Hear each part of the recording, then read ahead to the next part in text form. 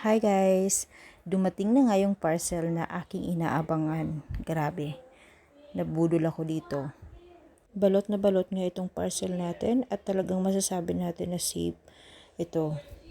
Labas na nga natin ito mga mi at madali lang din pala siya i-assemble kasi may manual. So, yung kapatid ko hindi din siya nahirapan sa pag-assemble nito dahil may manual naman so mabilis lang siya ikabit.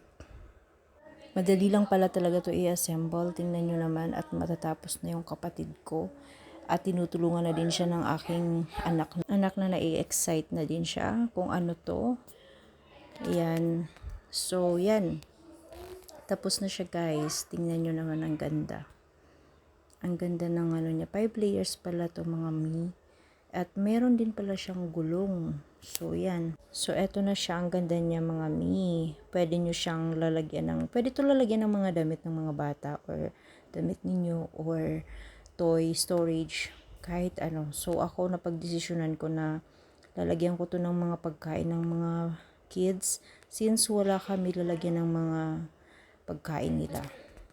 So, may mga binili ako dito na mga pagkain. So, ayan, nilalagay ko na.